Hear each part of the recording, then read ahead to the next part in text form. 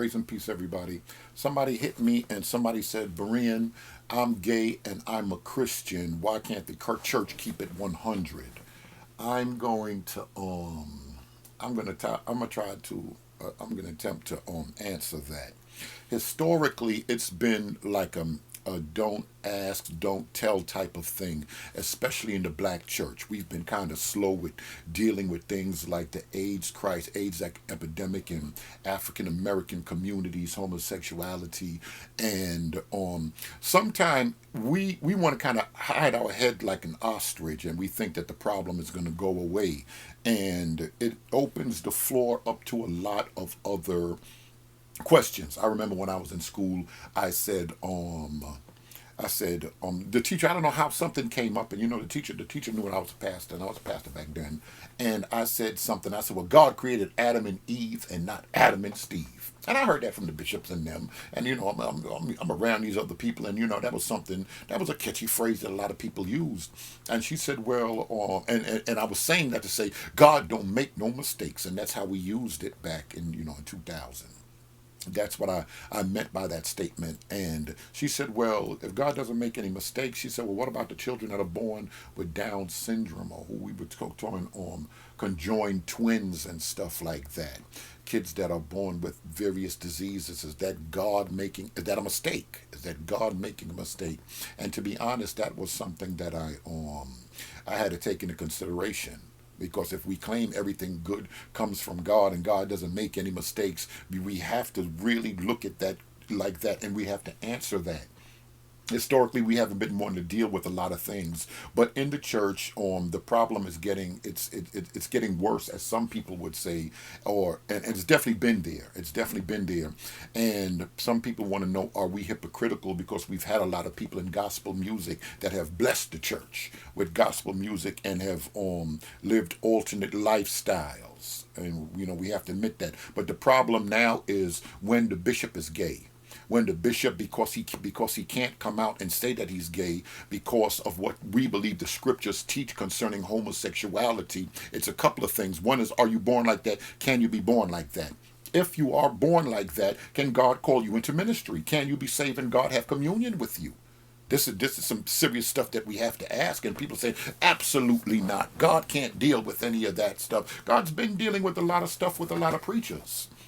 But because are we two faced? Because there are pastors, there are bishops, that's coming out, but there's a lot on the down low. There's a lot of, and they talk about that down low stuff. They're talking about church, because there are a lot of Christians that are involved in ministry. You have bishops and their armor bearers. The armor bearer is the lover. You have a lot of ministers. They have to be married because the church honors marriage, but they really love somebody else. So now, then really have a desire towards the same sex. So now on the low, they're marrying this other beautiful woman, but on the low, they really like the armor bearer.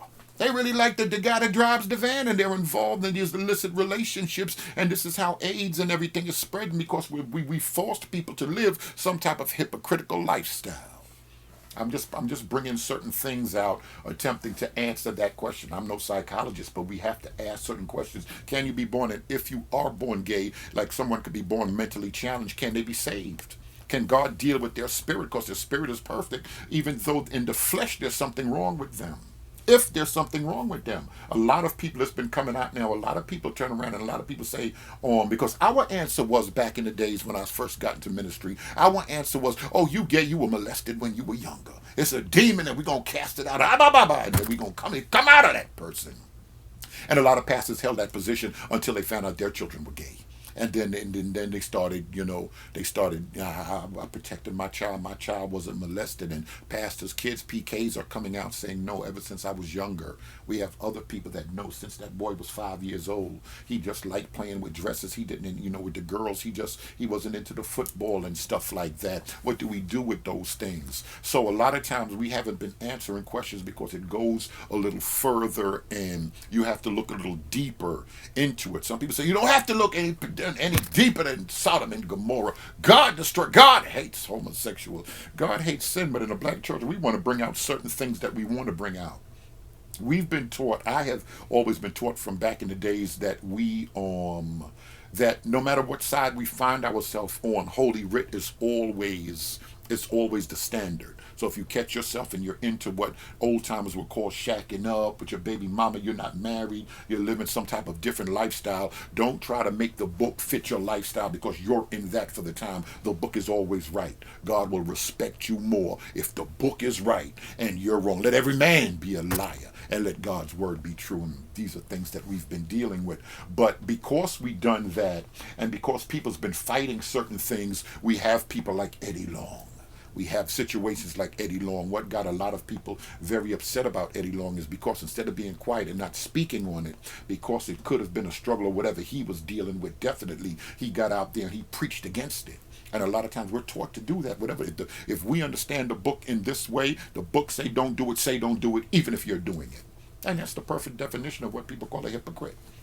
That's bad, but and that's what got a lot of people upset. So he's doing one thing, he's doing what he was trained to do, declare it to be wrong, but at the same time he's struggling with that same thing. What do you do with situations like that?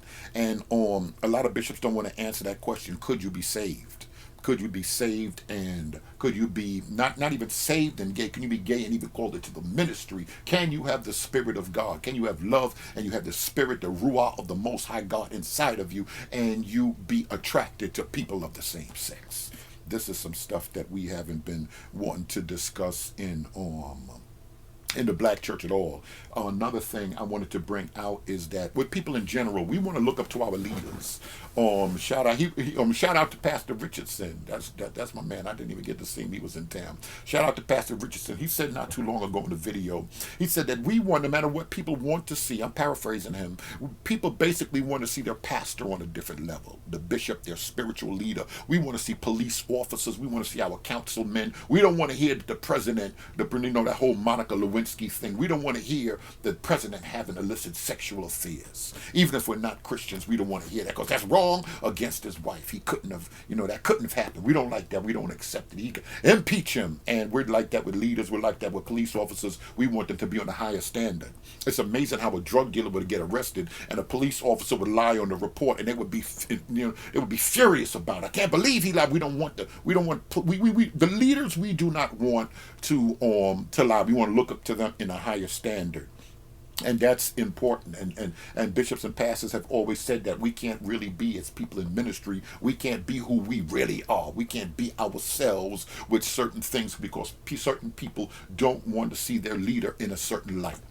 Case in point, there was a lady, I'm going to give y'all a story. There was a lady and she, there was a group from the church. I can't really say any names, but there was a group from the church and we had like when you go away to prayer retreats, you go up into cabins, hotel, and you don't really watch TV. You get up there and you pray, and a lot of pastors, bishops would take their elders to go away with time of prayer and reflection and the direction of the ministry.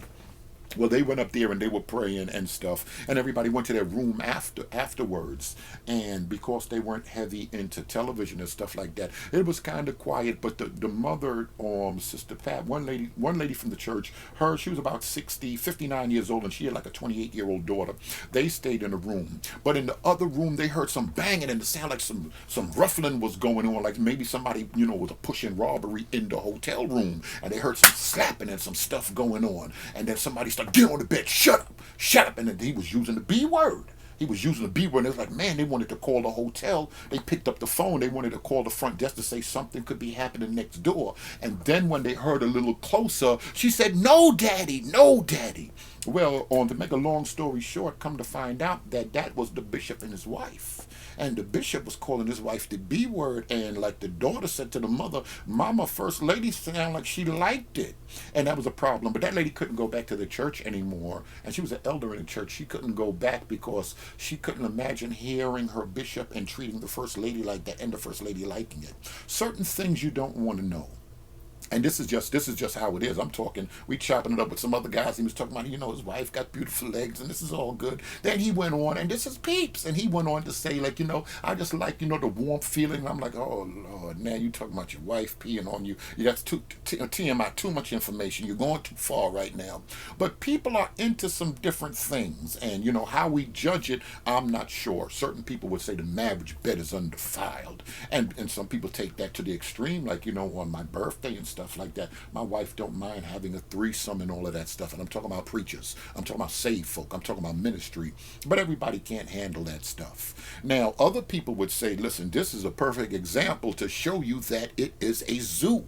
It is a zoo, and the Most High is calling people out of that zoo and that madness. To other people are going to look and understand things differently, but I just wanted to attempt to answer that and explain certain things. We want to look at our leaders on a certain level, but that thing can lend itself to some other things, like, can you be born like that? Because if you can be born like that, you can definitely be called into the ministry.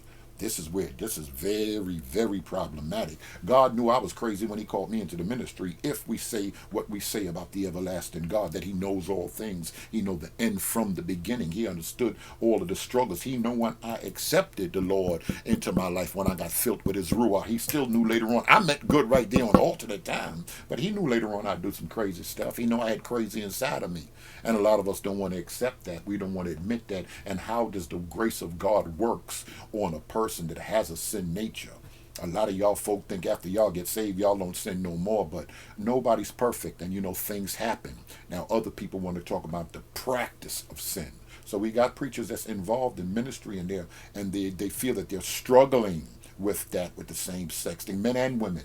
Prophetesses and these people, it's people out here, trust me, it's people out here that's women, and they're dealing with, they're attractions to other women, and they're called into ministry, Holy Ghost ministry.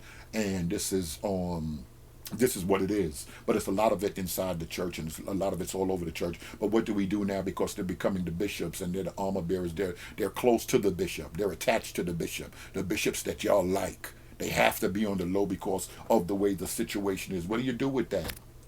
I'm just throwing this out there. Somebody just sent me that, and I wanted to attempt to answer that and explain that we're not going to get into the depths of certain things in the church because we haven't been doing it. And some people would argue that's why it is a cesspool, because of that, and other things, and just people's flesh being out of control. That's why we can't see the power of God. My name is Brother Berean. If you like what you heard, subscribe. Thanks for watching.